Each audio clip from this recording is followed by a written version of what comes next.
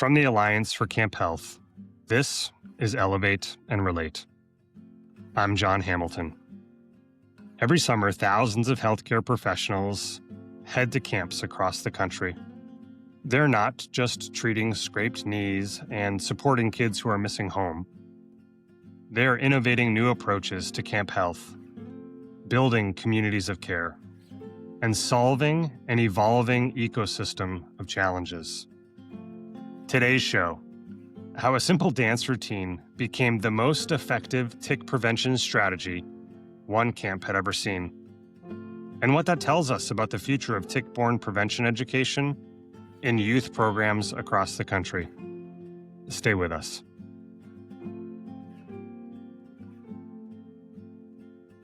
Welcome to the very first episode of Elevate and Relate, an Alliance for Camp Health podcast. Today, we're going to dive deep into tick-borne conditions and prevention, while also focusing on the incredible work that's being done to keep our kids safe outside at camp this summer. Today, I'll be your host. My name is John Hamilton, and I could not be more excited to elevate care and reflect on Fight the Bite with all of you.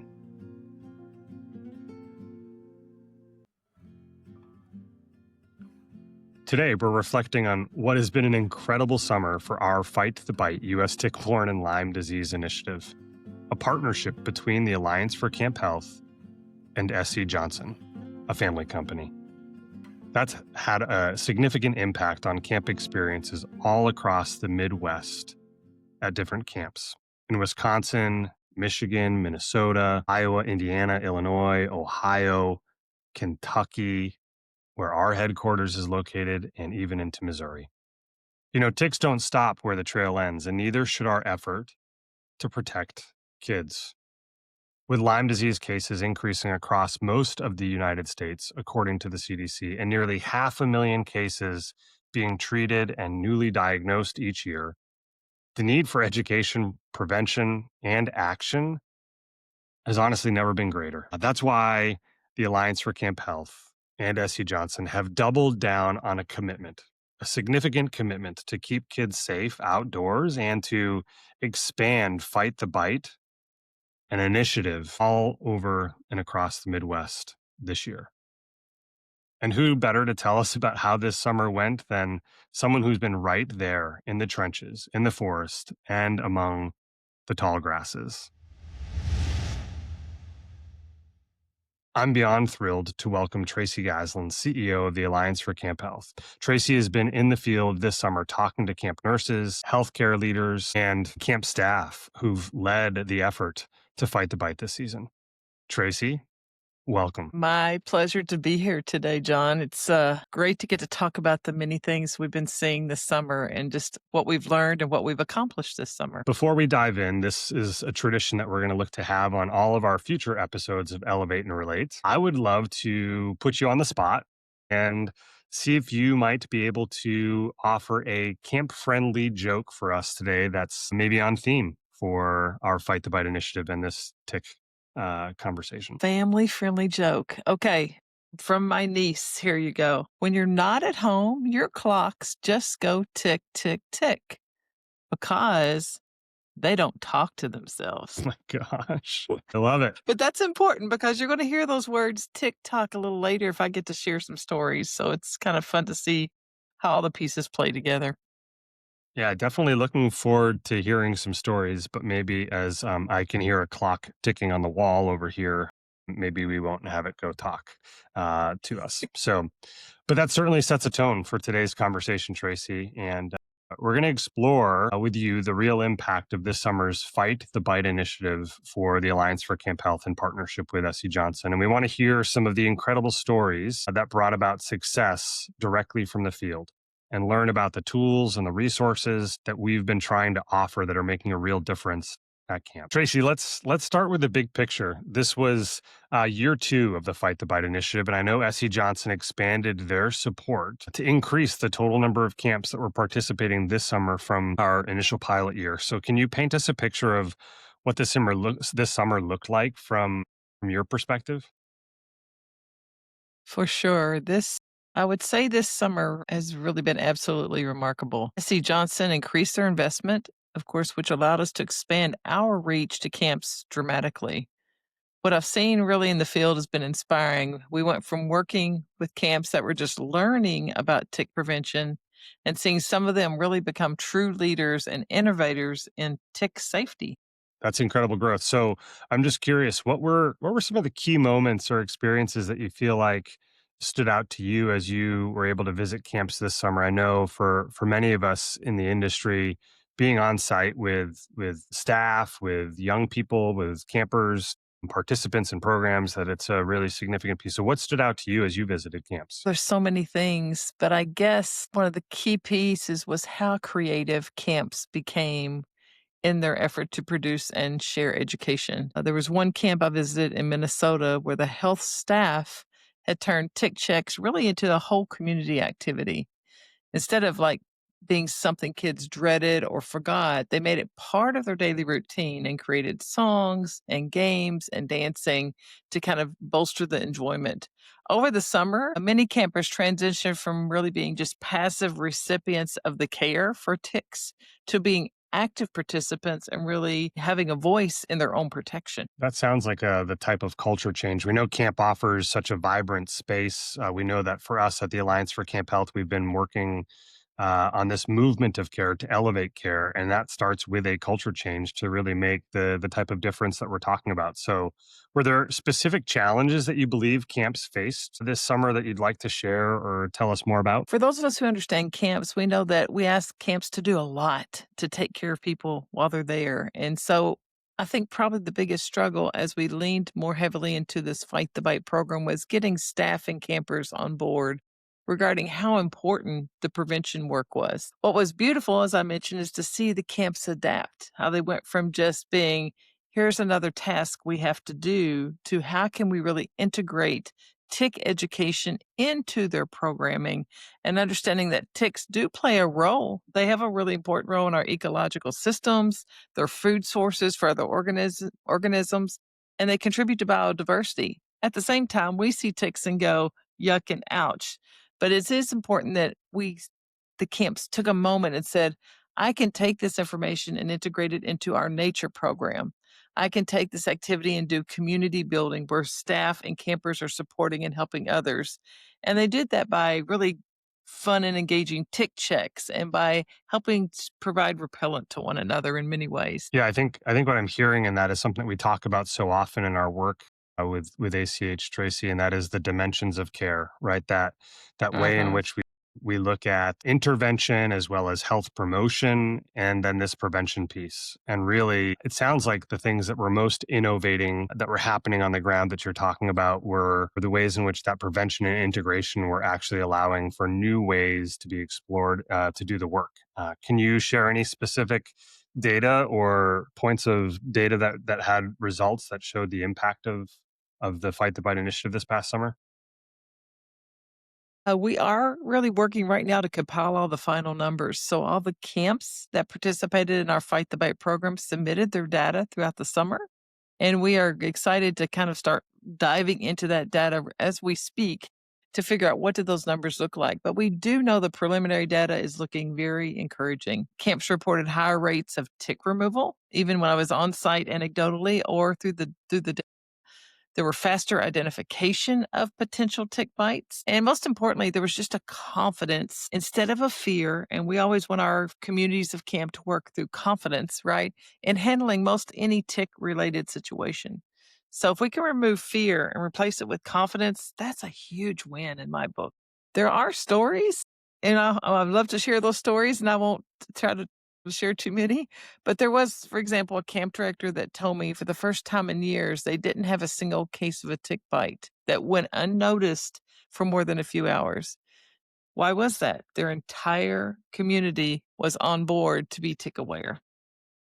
Yeah, I've been on site at camps and seen the ways in which they're trying to respond to that, but I can't imagine going a few hours without any type of single case in such a high trafficked area. It's great. Thanks, Tracy. Well, that also leads us perfectly into what we're calling in the midst of this Elevate and Relate Alliance for Camp Health podcast into our Elevating Care segment. So, Tracy, I'd love for you to highlight if you can, for us, some specific camps that really took fighting the bite as a part of our Fight the Bite initiative in the Midwest this summer to the next level. Can you name some names and tell us what made them stand out to you? So many amazing stories this summer, so many experiences of things that were beyond my even creative thought process.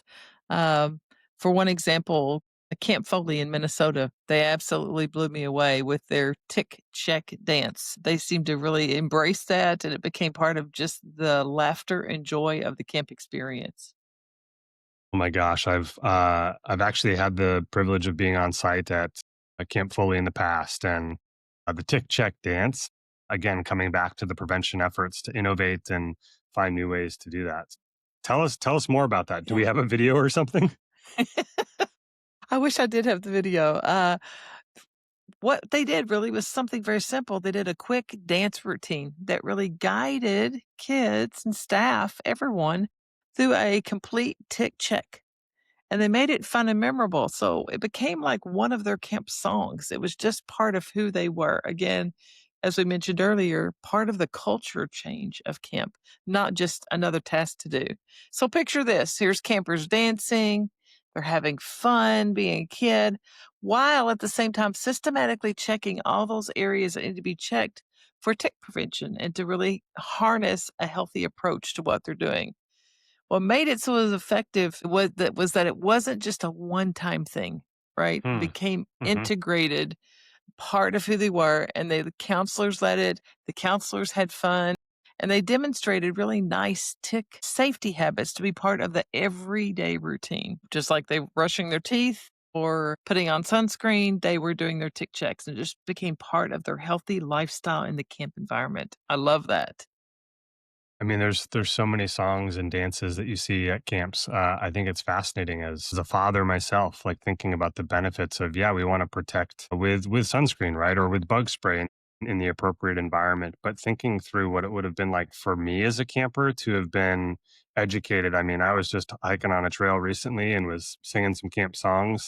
I could only imagine if I was recalling back to a tick check dance song that would have been a part of my camp experience, what that would have done for me. So I think that's brilliant. Beyond like the benefits that I see maybe as a parent or caregiver, can you tell me what makes this approach so successful from a health perspective? Human nature is we do things well when we do it most consistently. And so when we did the tick check dance, the genius was is that they made it social and fun rather than medical and scary. So when people have to come to the health center at camp, it raises our blood pressure, it creates a little anxiety. So if we can create a health related experience where everyone is part of the process, it becomes a group activity. We create, right, a culture of prevention through peer support and peer accountability. So that if you or I skip a step, there's somebody standing right there beside us who could say, "Hey, John, you forgot to check behind your knees." So it makes it a really kind of easy, supportive experience instead of a fearful, I've got to go to the health center to get a tick looked at or removed. Yeah, all I can hear in my head is this head, shoulders, knees, and toes, head, shoulders, knees, and toes. And so I'm just trying to think through. I can't wait to hear the tune and the jingle and learn a little bit more about the dance. But I think that what's amazing about that, maybe we need to try it during our next ACH care team meeting or our next educational offering. I think that could be pretty beneficial. Were there other camps that found similar ways to bring a creative approach to elevate their tick prevention care and make it less scary for participants? For sure. There was a camp in the Midwest, and they decided to try and determine how many tick bites they potentially prevented. And I thought that was an interesting approach. So they gave each counselor a roll of scotch tape. They put it in their backpacks. And when they were out doing their activities, if they found a tick crawling on the person or camper or staff, they tore a piece of tape, stuck the tick into the tape. And then when they got to the back to the camp, they stuck the tick that is housed in the tape on the tick tock board. Their goal was to see how many tick encounters they had, and then the ticks that were physically removed from campers were stuck on another board. And they wanted to do a comparison of like, look at the hundreds of ticks that we removed that were an encounter versus how many ticks were actually attached. And there was a significant difference, from what I understand, several hundred encounters and 4 or 5 ticks attached. And when you do the math there, that's a pretty impressive project that they did. I guess they did a research project right there in their in their summer camp experience that was brilliant. And then physically, most of us are visual learners, so we could see the power of catching the encounters before they become attachments. And they show that in a very visual way on their TikTok board. And they called it TikTok because they were saying to the tick, "Your time is running out. You are no more." So they were in the process of removing the time that the tick had. So I thought that was pretty amazing. And again, they used it for educational purposes and allowed the campers and the staff to see the really great work they're doing for tick prevention. There was another camp. They decided to even take it a step further. They also were kind of interested in understanding how many ticks they found crawling on people. But they found it was hard just being out on activities that people would swat them off and get rid of them. And they really couldn't do a very accurate count, but they really wanted to know. So they took little clipboards and put them at each activity. And at the end of each activity, the staff would fill out and ask the kids right there at the moment, "Did you find any ticks crawling on you? How many? And then were there any other tick issues?" And they documented that on their little clipboards. The health staff then would go around at the end of each session and add up those numbers to look at again, what were the tick encounters versus the tick attachments that they were having to remove during the summer. So I thought it was really great. And then they found that camp, I think, found most of their tick encounters were at their archery range. And they Hmm. said, "Oh, here's a key location for our tick issues." So what did they do? They were then able to do an intervention, as we've talked about, John, intervention and prevention, to say, Yeah. I think at the archery range, let's keep the grass mowed really low. Let's place some gravel around the camper paths to provide some type of berm. They moved some of that archery area into more sunny spaces because we know the ticks like dark, warm, moist. And when you put things in a sunny space, it kind of removes some of that placement there. So I thought just these ideas are really powerful. Whether they knew it or not, they were doing really cool research right there in their camp. And by doing the research, they were making a difference in the health and wellness of their whole community. Wow. They're looking to capture the data and almost like keep track and score. I'm going to put you on the spot just for a second, Tracy, really, and say, as a camp director who would be sitting in a spot like listening to this, or as a youth development professional, like you're offering things that I believe are really beneficial as someone who's grown up and lived in New England and looked at, okay, yeah, there's the mowing of the grass and keeping it low. And you're sharing some really valuable insights about dry areas versus the kind of cooler spaces. Why is it important from your perspective for these environmental changes to the structure of spaces as well as to the education and or maybe even integration of a game and an activity? If I'm a camp director listening to this, youth development professional, even maybe a healthcare provider at camp, why do you believe that this information is so relevant for what it is that we're doing within the spaces that we're responsible for providing? I would say the key piece is that when we make something part of a camp culture, it's not just a rule to follow. Mm, When we make it a community event, we give people voice to the process. We empower them to make a difference for somebody else. And for those of us that have been in our mesh space at all around safe, supported, connected, and contributing, this is a beautiful example of how people can feel connected in a way that makes them want to contribute to the betterment of their camp community. The camp can yeah. incorporate things, right? And they can use this framework of mesh care for physical care. And so helping people understand the connection between the two of physical health needs can be undergirded and upheld by creating connection and community and opportunity to give back to others. We know that camps saw great success, right? For those who found ways to make tick prevention align with everything else they're doing. As I said initially, part of the culture, not just a rule to follow. There was Mm, one camp that incorporated tick checks, for example, every time they removed shoes to go in their cabin. They just found that was a natural place to do that. It was natural. It seemed to fit. It seemed to be a time where everybody could help one another. It seemed to be a time maybe they were all together. Another camp created a repellent zone. So when you stepped within the lines of the repellent zone, that mean you were there to get your repellent on. But if you needed help, you just hung out there and somebody would come help you in those spaces. Everyone has a chance to help somebody else, and there's nothing that makes our spirit feel better than the ability to help someone else. And I love that because this program, Fight the Bite, just creates all kinds of opportunities to do that.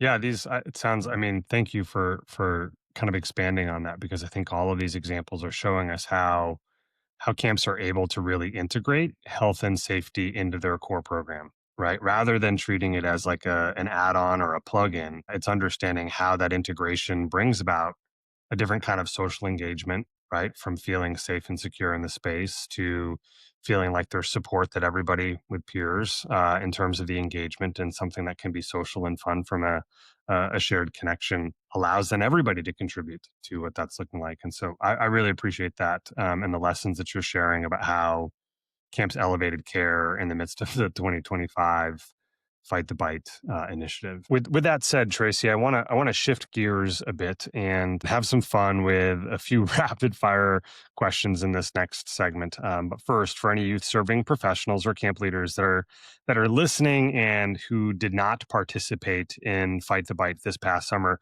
but want to elevate their tech knowledge, we want to offer you some free tools that are available right now on allianceforcamphealth.org. Uh, Yeah, there's so many resources, and on our website, there's a Becoming a Fight the Bite Camp, which is a great online course for staff. There's one for healthcare providers, which covers all the tick prevention and care, many of the things we've mentioned today. We have downloadable tick guides, tick checklist, transition of care tools, which helps you now communicate with families as they return home after a camp experience, education for parents, education for families and guardians, and just really good disease prevention efforts around ticks. The nice part is that these courses are completely free. The resources are hmm. free because we have a great partner in SC Johnson, and they've helped us design this program and launch it in a way that camps all across the US can have access to these resources. They can take courses, they can access resources, whatever it's most helpful for them. Well, thanks, Desi Johnson. And Tracy, thanks for giving some guidance as to what the right possible free tools that camps could benefit in terms of becoming a Fight the Bite camp and what that looks like with the online courses. I know for me, the transition of care tool as a caregiver for my kids who go to camp is something that like really resonates with me and brings a lot of comfort to the work that we're doing and seeing the ways in which that transition of care kit and education allows me to communicate with healthcare providers, primary care providers as well. So perfect. So now I have to ask you in this rapid fire section, what's the craziest question that you've been asked about ticks this summer? I know I've asked a few of my own. So what are some of the craziest ones that have come from the field and others? Goodness. There's definitely been a few doozies. I got was could they use cooking oil by rubbing it on the legs when they're hiking so the ticks couldn't attach? So I don't know if they thought maybe the viscosity of the oils would make the tick just slide off. I wasn't sure, but it was an interesting question. And then another one, Camp called and said, we know ticks have an affinity for nighttime, so leaving the lights on will help prevent bites. So leaving the lights on all night? And so we had to have a little conversation about what ticks like and where they like to be as compared to just having lights on and off for camps. So yeah, there's some fun questions and you have to find some joy in learning in the growth process. Yeah, I mean, those are fascinating. And I would think with what you were saying earlier about the archery range and some of the environmental changes to that space, right? That the light would help, but maybe not leaving the light on all night. I can imagine that would be a lot. And I can think about somebody probably working from a food service standpoint in a dining hall or kitchen going, we've got cooking oil. What can we use this for? And maybe connecting it with the education. So, gosh, are there any other moments beyond some of these really fascinating, curious questions that came your way? Were there any memorable moments from your visits this summer? I was at a camp on a beautiful lake, and water tends to draw more ticks as a general rule. And in one of the girls' cabins, the counselors had basically said, "We're not in charge here. Girls, you take this and run. Here's the education, and they learned about tick prevention and care together. And they basically let the girls lead the entire effort. The campers are the ones that led the tick checks, for the application of repellents, for clothing choices, for their activities. And the staff then had the opportunities to step back and be the cheerleader, I call it, or the person affirming everything they were doing, making them feel valued and important part of the process. And they really, in essence, by doing this kind of servant leadership model, letting the campers take charge of all of their tick prevention and care, they really created this motto of safety for all, right? Because they said, we know you have the skills and the knowledge and the ability to do this, campers. Let's get educated together. And now, how can we help support you as you're going to lead this effort through tick prevention and care? So it's really just a cool dynamic and culture, if you will, that they created in their camp cabin. Just very fun to see how people turned that process a little bit from being the teacher to allowing campers to be the lead and the important voice in the process. Yeah, I feel like that's just an incredible aspect and story for a memorable moment. I think that we talk about the ways in which we seek to be creative in education and all the things that we're doing so that the information will stick, not to tick, but the information will stick. And so I just think that that's really relevant for all of us in education, but especially for the kids that we're working with as participants in our program. Tracy, as we wrap up this first episode, I'd love for you to share. I mean, there's been so much from great questions to good jokes, but really to meaningful, real, relevant education and the things that we're learning from folks in the field. But I'd love for you to share a reflection or a key insight that you think our listeners should have as a key takeaway from our conversation today. I would say the biggest thing I learned this summer is that prevention does not have to be perfect to be effective. We're human beings. We're going to make mistakes. So prevention does not have to be perfect to be effective. Sometimes we really can get caught up in wanting things, systems and processes to be 100% foolproof. And we know that's just not realistic. So what Mm, we saw in the camps that had the most success were they were consistent, they were community-based efforts, and they really had people doing things in a way where they said, "Start where you are, use what you have, and just focus on building awareness and habits rather than fear of the tick." So the community-based approach made tick prevention a norm rather than, again, another thing just to be done. Instead of it being, hey, we've got to do tick checks now. No, really, how's it become part of our culture of health and wellness and well being where we create lasting change that extends far beyond the program? mm. What do we say? What happens at camp should not stay at camp. We want everything they learn at camp to go home and that to infuse their communities and their schools and their after school experiences with all the great things they learned about community building and having voice and engaging at camp.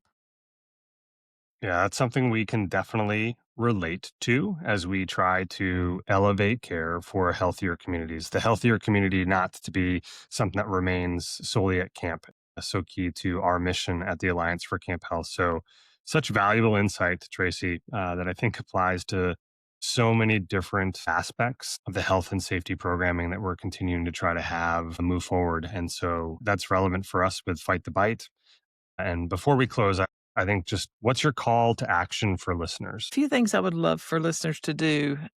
If you work with youth programs, and I'm making the assumption that most individuals listening are probably working with youth in some way, that we want you to get involved with Fight the Bite. Visit our website, go to the allianceforcamphealth.org.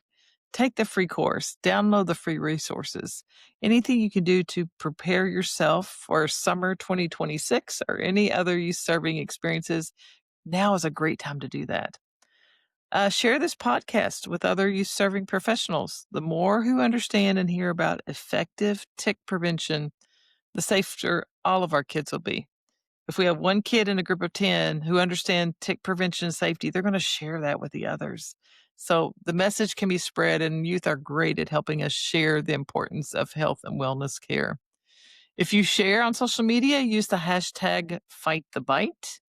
And we would love to hear more from you and to see you engage in this work as we move forward in the future. Thank you, Tracy. And for all of you that are listening and tuned in addition to that, just fight the bite piece. We will include links to all of these resources in our episode notes, so you can find those there. And friends, please remember, in addition to tick, tick, tick, and the talking that we're doing here today, remember that Fight the Bite doesn't end when summer does. Healthier communities that we're elevating care for continue on all throughout the year. So keep checking, keep learning, and keep fighting the bite with us. Thank you.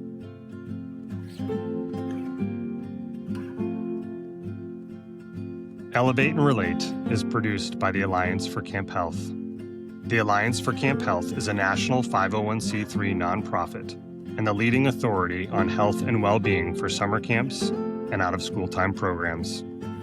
We prepare youth development leaders, healthcare providers, and behavioral health specialists to address youth well-being through research-backed, expert-led education, evidence-based practices, and educational partnerships. You can join the Alliance for Camp Health as a member today and sign up for our free weekly newsletter through the link in our show notes. Together, we are elevating care for healthier communities. I'm John Hamilton. Thanks for listening.